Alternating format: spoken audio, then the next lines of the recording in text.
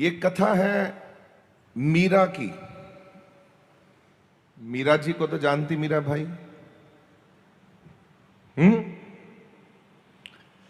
ये जब अपने रविदास जी के पास गई ना, गुरु के पास, तो अपने गुरु से इसने प्रश्न किया। इन्होंने कहा कि हे गुरुदेव, रविदास जी को कहने लगी,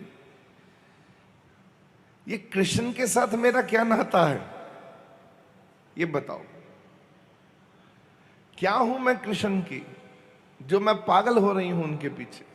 आप तो गुरु हैं और मुझे उन्होंने ही मिलाया है आपको, तो आपको पता होगा मैं हूं कौन,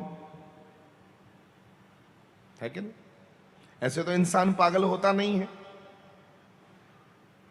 आप महाराज जी के लिए पागल हो, गुरु के लिए पागल हो, हमें इतना प्रेम करते हो, मैं आपको प्रेम करता हूं, तो ये पागलपन ऐसे आता ही नहीं है जब तक हमारा कहीं ना कहीं कहीं ना कहीं कहीं ना कहीं कहीं ना कहीं लिंक बना हो किसी ना किसी जगह पे।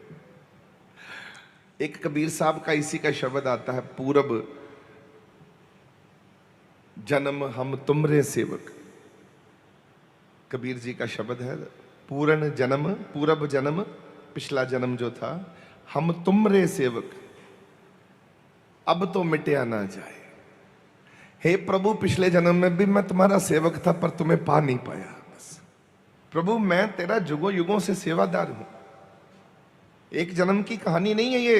और भी जितने भी प्यारे, हरमन प्यारे महाराज जी के साथ लोग रहते थे, जुड़े हुए थे, उन लोगों को महाराज जी ने 1 मिनट में बोले आंख बंद करो, आंख बंद करी, चलो ऊपर चलो, ऊपर ले गए, पूरा दर्शन कराया, सचखंड के क्या, इधर क्या, फिर पीछे चले गए, पिछले जन्म में तुम्हें ले चलता हूं, तुम्हें दिखाता हूं तुम कौन हो सारे, मेरा तुम्हारा क्या साथ है, कितने जन्मों का हमारा साथ है।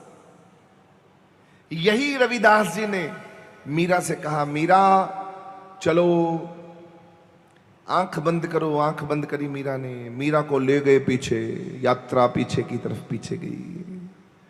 पूरब जन्म हम तुमरे सेवक, अब तो मिटया ना जाए, अब की बार बख्श बंदे को, बहुर ना पवजल फेरा। पूरब जन्म हम तुमरे सेवक, पूरब जन्म हम तुमरे सेवक, अब तो मिटया ना जाए। हे प्रभु, पुराने जन्मों में मैं तेरा सेवक रहा हूं, पर मैं पा नहीं पाया तुझे, बस मैं तुझे प्राप्त नहीं कर पाया, वापिस आना पड़ रहा है, क्योंकि इस बार शायद बात बन जाए, तुझे पा पाऊं, वापिस इसीलिए लौटा हूं। आप सब वापिस इसीलिए लौटे हो प्यारे हो, बहुत जन्म बिछड़े थे माधव। आंखें आंखें ऐसे नहीं बहती, रोना ऐसे नहीं आता। कितने जन्म बीत चुके हैं हमारे, ऐसे पीछे पीछे भाग रहे, अब वापिस आए हैं लौटकर। आप वापिस आए हो, सेवक थे पिछले जन्म में भी, अब वापिस आए हो कि पिछले जन्म नहीं पा पाए, पार नहीं हो पाए, अब करके दिखाना है जो पहले नहीं कर पाए। बस मीरा ने आंख बंद करी, गुरु ने मीरा को पीछे ले जाने की कला दे दी, और गुरु भी पीछे चले गए, मीरा भी पीछे चली गई। अब मीरा पहुंच गई वृंदावन में। कहां पहुंची? कहां? बस बरसाने की लड़की थी। इसका बचपन में गोना हो गया था कृष्ण जी के सखे के साथ। गोपा था, तो कृष्ण जी के साथ खेलता था वो। उसके साथ मीरा छोटे होते ही ब्याई गई थी। और जब ब्याही जाता है तो एक रीत है कि छोटे होते से शादी कर दो, जब थोड़ी बड़ी होगी तो फिर हम अपनी बहू को, वो देहात में तो यही रीत है, आज भी चलता है, गौना कहते हैं उसको, गौना कहते हैं ना। छोटे होते ब्याह हो गया, मीरा को जब पीछे गई तो मीरा क्या देखती है, इसकी शादी बचपन में हो रही है, पर जिसके साथ हो रही है वो एक लड़का है, वृंदावन में नंद गांव में रहता है। अब बड़े हुए थोड़े से, और बड़े होके वो जो मीरा है, अब उसके जाने की बारी आ गई। मीरा को मां कहती है, बरसाना में मां कहती है, माई कहती है उसको, मीरा को। उसका नाम है माधवी। मीरा का पिछले जन्म में क्या नाम है? माधवी। कि बोले माधवी तुम ना नंदगांव जा रही हो, वहां सारे ठीक है, बहुत अच्छा है, पर एक वहां छोरा है, एक लड़का है, उसका नाम है कृष्ण, उससे बच के रहना बस।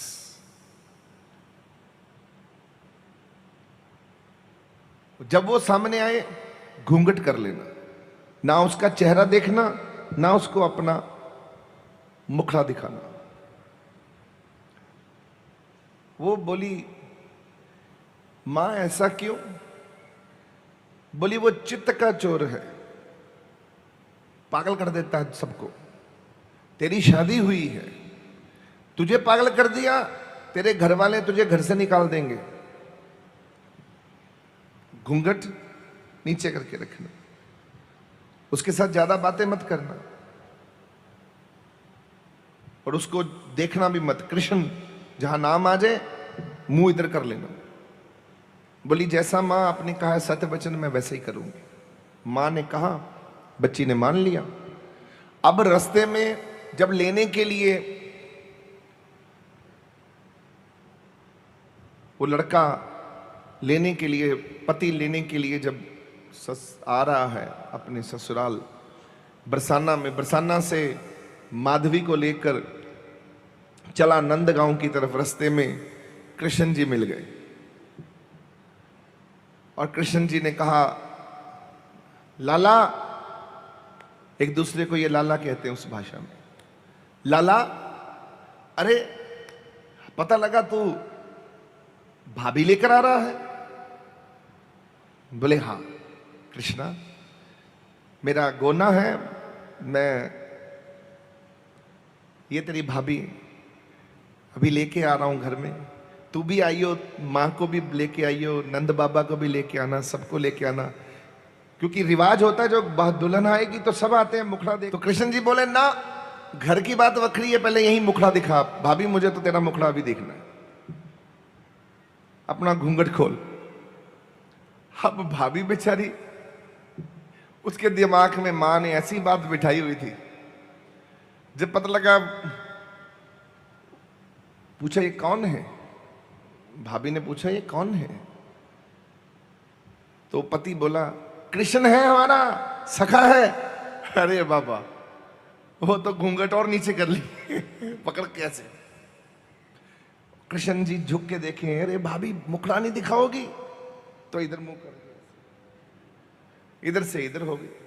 वो छुपा रही है वो खुद को, नहीं दिखना, मैंने नहीं दिखाना ना, मायावी है ना ना ना। पति ने कहा दिखाओ मुखड़ा, मेरा सखा है, दोस्त है, नहीं हम नहीं दिखाएंगे। चलो, जबरदस्ती कृष्ण ने कहा कि मैं देखूं, नहीं हुआ। अब कृष्ण बोले ठीक है भाभी, आज से कृष्ण को तुम मुखड़ा नहीं दिखा रही। अब याद रखना, ना कृष्ण तुम्हारा मुखड़ा कभी देखेगा, ना अपना मुखड़ा तुम्हें दिखाएगा।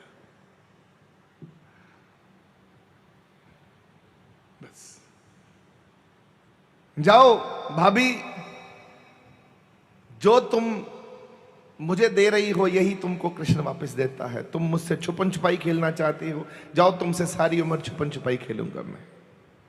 ना मुखड़ा तुमको दिखाऊंगा और ना मुखड़ा तुम मेरा देख पाओगी, ना मैं तेरा मुखड़ा देखूंगा, ना तू मेरा मुखड़ा देखेगी। ऐसे ही होगा। और वहां से कृष्ण चल पड़े। अब माधवी घर पहुंची और वहां बातें हो रही हैं, सखियां आई हैं, गोपियां आई हैं, सारे आए हैं। कृष्ण की बातें ज्यादातर होती हैं, वो सुनती रहती थी, इधर की बातें इधर छोड़ दे, मुझे क्या लेना देना, छोड़ो। अब एक प्रॉब्लम आ गई। नंदगांव आसपास में बरसात, बारिश, बाढ़, रुके ही ना बारिश। अब भगवान ने क्या किए, अपनी उंगली से क्या किया, कृष्ण जी ने क्या किया, छोटी उंगली से, वो भी छोटी उंगली, बड़ी उंगली नहीं। बड़ी उंगली से नहीं कोई उठा सकता, हमको छोटा ही होना है, हमको जीरो ही होना है। भगवान समझाते हैं ये वाली उंगली, छोटी उंगली से, कि तुम छोटे ही रहो, बस हमको छोटे ही रहना है। अब कृष्ण जी इतने सुंदर थे, उनका शरीर कैसा होता था, वो युद्ध के मैदान में जाते थे तो वो एक योद्धा, और अगर अपने गोपे गोपियों में और वहां पर हैं तो उनका शरीर ना, एक उनका शरीर डिफरेंट था, आम नहीं था। वो ना खूबसूरत इतने थे कि वो लड़कियों की जैसे खूबसूरत थे। उनका जो रूप था, मोटी मोटी आंखें, उनका शरीर, उनका चलना, उनका बात करना, वो दोबारा पैदा नहीं हो सकता। वो कृष्ण जी का रूप जो वर्णन किए हैं वो नहीं आ सकता दोबारा। वो रूप स्पेशल लेकर आए थे नारायण की, मैं ऐसा रूप लेके संसार में जाऊंगा जो कि रूप आज तक किसी ने लिया ही नहीं और ना कोई ले पाएगा। वो नारायण रूप लेकर आए। तो कृष्ण जी ने ऐसे एक छोटी उंगली से क्या पकड़ा था, गोवर्धन। गोवर्धन उठाए और सब गांववासी दूर दूर से कृष्ण जी के नीचे आकर उनकी शरण में शरणागत हो गए। ये भी माधवी जी भी चली आ रही हैं, क्योंकि पानी है, बचना है। अब माधवी जी जब चली आ रही हैं तो पूछा कि ये क्या चमत्कार है। बोले कृष्ण ने गोवर्धन एक उंगली पर, अपनी छोटी उंगली पर उठा लिया है, इतना शक्तिशाली है कृष्णा हमें बचाने के लिए, उसने अपना इतनी कृपा कर दी। माधवी बोली अच्छा। अब उसको भूल गया कि मुझे अपना घूंघट से अपना मुंह छुपाना है, मां की बात भूल गई।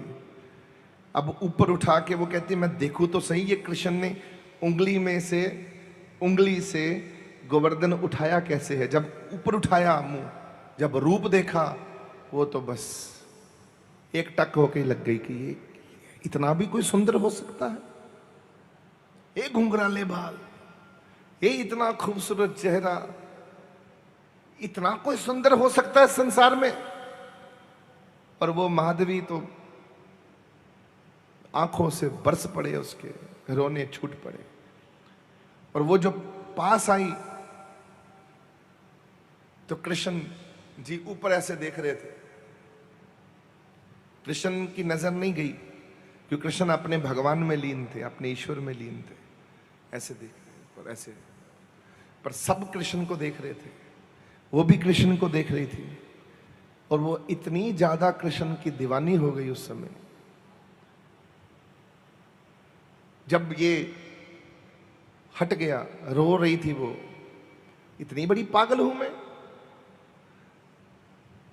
रो रही थी। तो जब कृष्ण ने वापस पर्वत नीचे रखे और भगवान ने, कृष्ण जी ने जब सब गांव वालों को बोला हो गया तुम्हारा, जाओ, गांव वाले जब मुड़ गए, ये वहीं खड़ी रही। और कृष्ण जी जब मुड़े तो कृष्ण जी का ध्यान गया कि मुझे कोई देख रहा है, एक टक लगाकर, और वही देख रहा है जिससे मैंने वचन दिया था, ना मैं अपना चेहरा दिखाऊंगा, ना तेरा चेहरा देखूंगा। कृष्ण ने भी अपना मुंह ऐसे किया, ऐसे करके पास से निकल गए और देखा नहीं। पीछे आई, चरणों में गिर पड़ी। मेरी मां की गलती है, मेरी गलती नहीं है। मां ने सिखाया ये सब। लोग कान भर देते हैं ना, ये बहुत गंदा है, ये बहुत बेकार है, ये उसी की गलतियां हैं जो लोग कान भरते हैं। माथा पीट रही थी अपना, मेरी मां की गलती है, मेरी गलती नहीं है। हे कान्हा, हे कृष्णा, तू तो रब है, तू तो ईश्वर है, माफ करता है। मेरी गलती नहीं है, ये मां की गलती है। कृष्ण मुंह अपना ढकते हुए आगे बढ़ते हुए कहता है, इस जन्म में पश्चाताप कर। कृष्ण तुझे अपना चेहरा दोबारा नहीं दिखाएगा, ना तेरा चेहरा देखेगा। वचन दे दिया है तुझे। जो कृष्ण से छुपन छुपाई खेलता है, जो छुपता है, जो कृष्ण की बुराई के साथ जीता है, कृष्ण उसको देखता ही नहीं है। तेरा चेहरा ही नहीं देखूंगा मैं। वो इसी गम में रोती थी, पागल हो गई थी। माधवी इतनी पागल हो गई, बीमार पड़ गई। कृष्ण के बात पहुंची कि वो भाभी, और बार बार रोती जागती, कृष्णा माफ कर दे, कृष्णा माफ कर दे। अब कृष्ण को पता चला, पता पहुंची, बहुत लेट हो चुका था। वो भी अपने प्राणों को त्यागने के लिए तैयार थी कि मैं अब खाऊंगी नहीं, छोड़ बैठी थी, भूख मार बैठी, लेटी हुई रोती रहती, बोलती नहीं, कृष्णा माफ कर दे। मेरी मां ने, मां को कोस रही है, मां क्यों किया अपनी बेटी के साथ ऐसा?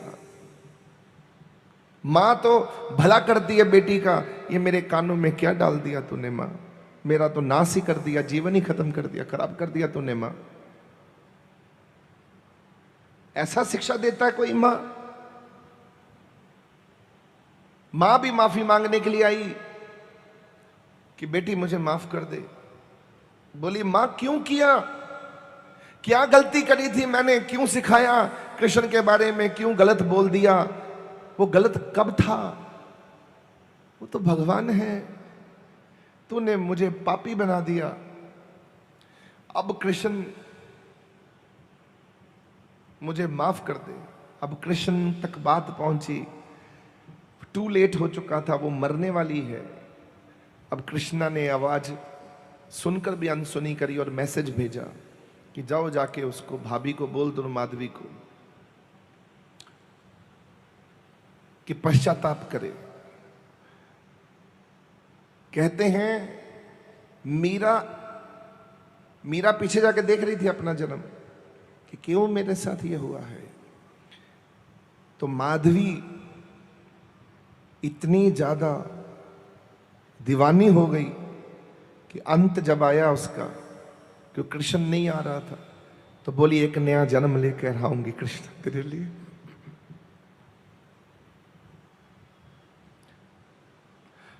और तुझे मजबूर करूंगी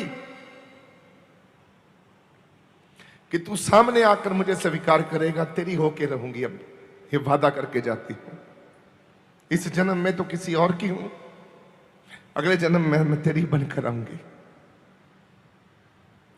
और उस वक्त घूंघट, इस घूंघट ने मुझे मारा है।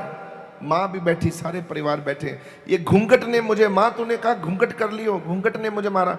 ये घूंघट उठा के कहती, इस घूंघट से ही बाहर निकलूंगी, उस दुनिया में आऊंगी जहां घूंघट होगा। और मीरा उस जमाने में घूंघट से बाहर निकल के, कृष्णा तुझे मजबूर कर दूंगी, अब तू चाहे उस वक्त हो या ना हो, तुझे मजबूर कर दूंगी संसार में दोबारा आने के लिए। अगर संकल्प लेता है तो क्या कर सकता है, सोचिए जब। और फिर आंखें बंद हुई मीरा की। मीरा जारो जार रो रही थी। इधर से रविदास जी रो रहे थे। रविदास जी ने जब आंखें खोली, मीरा के सिर पे हाथ रखा। मीरा बोली, गुरुदेव आपका बहुत बहुत धन्यवाद। अब यह जीवन पता चल गया कि मीरा घूंघट बार बार क्यों उठाती है, क्यों लड़ती है राजाओं से, क्यों घर से निकल गई बेडर बेखौफ होके। उन्होंने राणा विक्रमजीत ने कहा घूंघट उठा उठा के नाचती है। ये डर भाव जो था पुराने जन्मों का है, ये घूंघट पिछले जन्म में ही हटा दिया था, क्योंकि इसी घूंघट ने कृष्ण से मेरा नाता तोड़ा था। अब घूंघट ही नहीं पहना, नाचती थी। मीरा ने मत्था टेका, दंडोत किया अपने गुरु को। गुरु को कहा गुरु जी आशीर्वाद दीजिए, मैं कृष्ण की प्राप्ति कर सकूं। अब रविदास जी ने कहा मीरा मेरे पास आने का कारण ही यही है, जा मैं तुझे आशीर्वाद देता हूं, तुझे कृष्ण प्राप्त होगा ही होगा। बस प्रक्रिया, इसको भी प्रक्रिया कहते हैं। प्रक्रिया मतलब जैसे मैंने कल एक मिसाल दी थी, आम कब लगता है एक छोटा सा फूल और पकता कब है, कितने महीने लग जाते हैं उसको मीठा होते होते। ऐसे ही आपको मिलने के लिए भी कितना समय लग जाएगा। अभी आप छोटे से फूल हो, अभी आम बनना अभी बाकी है। आम बन जाओ, जल्दी जल्दी से आम बन जाओ जीवन में, और अपने गुरु से मिल लो। कोई नाता है हमारा महाराज जी से, हमारे ईश्वर से, हमारे गुरु से हमारा नाता है। इस नाते को एक हो जाओ। बहुत बार हमने गलतियां करी हैं, अपनी मनमानियां करके, लोगों की कहानियां सुन के। जैसे मीरा की मां ने ही मीरा का नुकसान कर दिया, ऐसे ही हमारे भी पता नहीं अपनों ने कितना नुकसान हमारा कर दिया है। हमको कान भर भर कर तोड़ दिया गुरु से। इधर कान भर, उल्टी सीधी बातें कानों में कर। आपको कोई आपके गुरु के बारे में बोले ना, कोई भी कुछ भी बोले, तो आप एक चीज जरूर उससे कहिएगा, दृढ़ निश्चय से, ताकत से कहिएगा। कोई भी गलत बात बोले, कि संत के बारे में भी बोले, कोई भी कान भरे, किसी संत के बारे में वो संत अच्छा नहीं है, तो आप उससे बोलिएगा मैंने तो नहीं देखा उसकी बुराई, मैंने तो नहीं देखी उसकी बुराई, वो अच्छा ही है। सुनी सुनाई बातों से मीरा वाला हाल हो जाना है, जन्मों जन्मों की प्रॉब्लम हो जानी है। मेरा तो नहीं किसी ने बिगाड़ा कुछ, किसी संत ने मेरा क्या बिगाड़ा है जो मैं संत के बारे में गलत बोलूं और मेरे कान कोई भर दे उस संत के बारे में। मेरे घर को तो नहीं बिगाड़ा, मेरा तो अच्छा ही किया, मेरे घर में तो कृपा है।